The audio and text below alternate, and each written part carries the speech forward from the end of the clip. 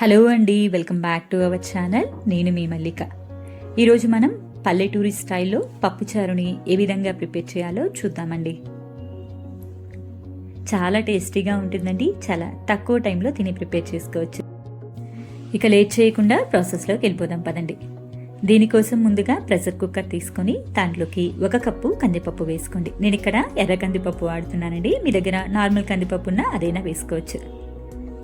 ఇందులోకి నీళ్లు పోసుకొని 1కి 2 సార్లు శుభ్రంగా వాష్ చేసుకోండి.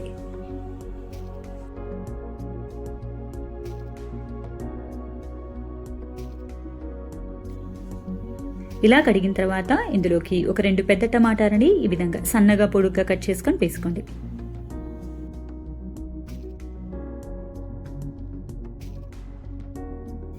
అలాగే ఒక 3 పచ్చిమిర్చిని ఈ విధంగా పొడుగ్గా కట్ చేసుకొని వేసుకోండి. ఇందులోకి 2.5 కప్పు నీళ్లు పోసుకోండి. మీరు ఏ కప్పుతో అయితే కందిపప్పు తీసుకున్నారో అదే కప్పుతో 2.5 కప్పుల నీళ్లు పోసుకోండి, సరిపోతుంది.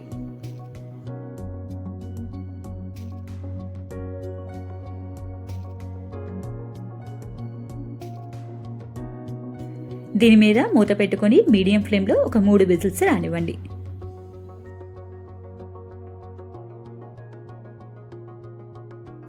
ఇక్కడ చూడండి, 3 విజిల్స్ తర్వాత ఒకసారి విజిల్ మొత్తం పోయిన తర్వాత ఓపెన్ చేసుకోండి. పప్పు మెత్తగా ఉడికిపోయింది, చూస్తున్నారు కదండి. ఇప్పుడు పప్పు గుత్తితో దీన్ని మెత్తగా మ్యాష్ చేసుకోండి. మీ దగ్గర పప్పు గుత్తి లేకపోతే ఈ విధంగా చెప్పగంట సహాయంతో మెత్తగా మ్యాష్ చేసుకోవాలండి, వీడియోలో చూపిస్తున్న విధంగా. స్టవ్ వెలిగించుకొని బాండి పెట్టుకొని దాంట్లోకి ఒక 2 టేబుల్ స్పూన్ల నూనె వేసుకోండి. నూనె వేడైన తర్వాత ఇందులోకి 1 టేబుల్ స్పూన్ తాలింపు గింజలు వేసుకోండి. నేను ఇక్కడ ఆవాలు, జీలకర్ర వేస్తున్నానండి. వీటిని కొద్దిగా దూరగా వేగనివ్వండి.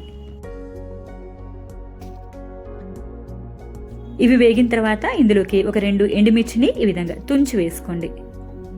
అలాగే కొద్దిగా కరివేపాకుని కూడా వేసుకోండి.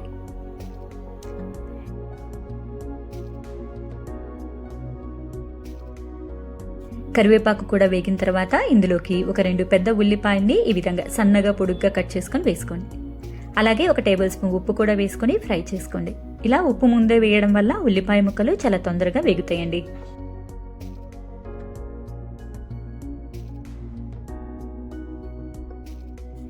ఈ ఉల్లిపాయ ముక్కలు మరీ ఎర్రగా రావాల్సిన అవసరం ఏం లేదండి. జస్ట్ కొంచెం ట్రాన్స్పరెంట్ అయితే సరిపోతుందన్నమాట. చూస్తున్నారు కదా, ఈ విధంగా వేగితే సరిపోతుందండి.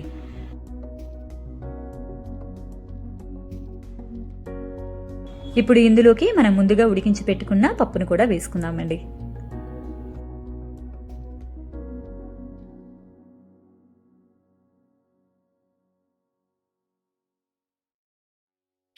ఇప్పుడు ఒకసారి అన్ని బాగా కలిసేటట్టు కలుపుకోండి.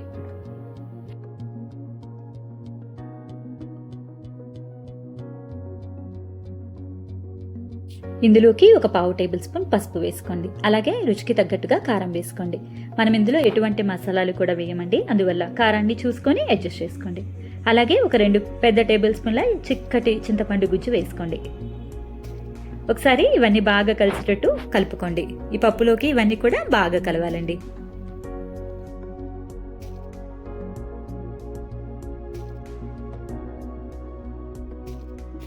ఇలా అన్ని బాగా కలిసిన తర్వాత ఇందులోకి ఒక 2 పెద్ద గ్లాసుల నీళ్లు పోసుకోండి.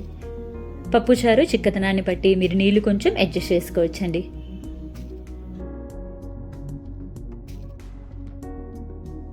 ఇప్పుడు ఈ పప్పుచారుని బాగా మరగనివ్వాలండి. ఇలా మరుగుతూ ఉన్నప్పుడు ఇందులోకి బెల్లం ముక్క వేసుకోండి, చాలా టేస్టీగా ఉంటుంది. మీరు తీపి కొంచెం తినే వాళ్ళైతే ఇంకొంచెం వేసుకోవచ్చండి. అలాగే కొద్దిగా ఉప్పు కూడా వేసుకొని ఒకసారి బాగా కలుపుకోండి. ఇలా మరొక 2-3 నిమిషాల పాటు బాగా మరగనివ్వండి. ఇలా బాగా మరిగిన తర్వాత ఇందులోకి సన్నగా తరిగిన కొత్తిమీరను కూడా వేసుకొని ఒకసారి బాగా కలుపుకొని స్టవ్ ఆఫ్ చేసుకోండి. అంతేనండి, ఎంతో టేస్టీగా ఉండే పప్పుచారు రెడీ అయిపోయింది. ఇది రైస్లోకి కాదండి, ఇడ్లీ, ఉప్మా, పొంగల్ ఇలా ఎందులోకైనా సరే చాలా బాగుంటుందండి. ఒక్కసారి మీరు కూడా ఈ పద్ధతిలో ట్రై చేసి ఎలా వచ్చిందో కామెంట్ చేయండి. అలాగే మీకు కనుక ఈ సింపుల్ రెసిపీ నచ్చినట్టయితే మీ ఫ్రెండ్స్ అండ్ ఫ్యామిలీకి షేర్ చేయండి. మరిన్ని ఇలాంటి హెల్దీ అండ్ టేస్టీ రెసిపీస్ కోసం మన ఛానల్ని సబ్స్క్రైబ్ చేసుకొని కింద ఉన్న నోటిఫికేషన్ బటన్ని ప్రెస్ చేయండి. మరొక టేస్టీ అండ్ హెల్దీ రెసిపీతో మీ ముందు ఉంటానండి. అప్పటి వరకు కూడా బాయ్.